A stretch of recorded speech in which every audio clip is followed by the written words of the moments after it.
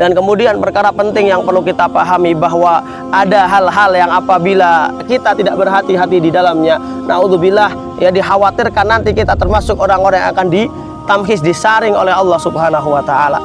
Disebutkan bahwa ada 3 perkara yang sangat besar yang apabila kita meremehkan, apabila kita terjatuh di dalamnya, tidak segera taubat, tidak segera beristighfar kepada Allah, niscaya Allah taala akan jauhkan kita, niscaya Allah taala akan singkirkan kita dari jalan tauhid dan iqamatuddin ini. Disebutkan bahwa 3 sifat ini, 3 perkara ini, yang pertama adalah inhiraf anil manhajil haq.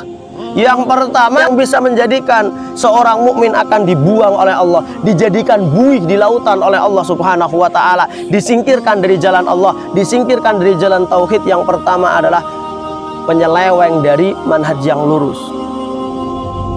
Ya, orang-orang yang sudah mulai menyeleweng manhajnya, baik dia terjatuh kepada perkara-perkara yang hulu ataupun kepada perkara-perkara yang remeh, maka ittaqullah, perkara ini ikhwani fillah, ya menyeleweng dari manhaj yang lurus ini akan menjadikan orang itu akan ditamhis oleh Allah Subhanahu wa taala.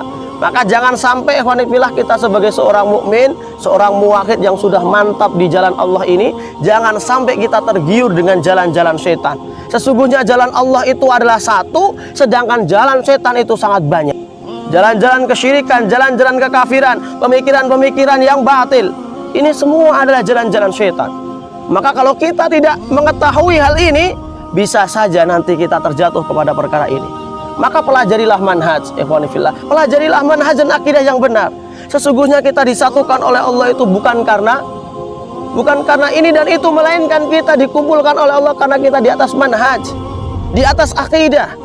Ya, jangan kita membangun perkara di luar dari perkara akidah dan manhaj. Ya, jangan kita membangun perkara ukhuwah hanya berdasarkan mungkin sekedar ansor dan lain sebagainya. Ya, ketahuilah ikhwani fillah, ini merupakan perkara yang batil yang tidak pernah dikenal, yaitu membangun persaudaraan tidak di atas akidah dan manhaj. Ketahuilah ikhwani fillah, ya, seorang ansor itu bisa jatuh kepada kekafiran, kepada kebid'ahan, tetapi seorang yang berakidah yang benar, dia akan selalu diselamatkan oleh Allah Subhanahu wa taala dan dia akan selalu berada di atas kebenaran.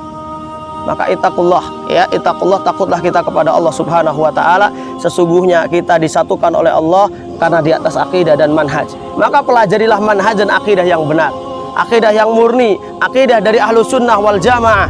Jangan sampai kita membangun suatu persaudaraan di luar akidah dan manhaj.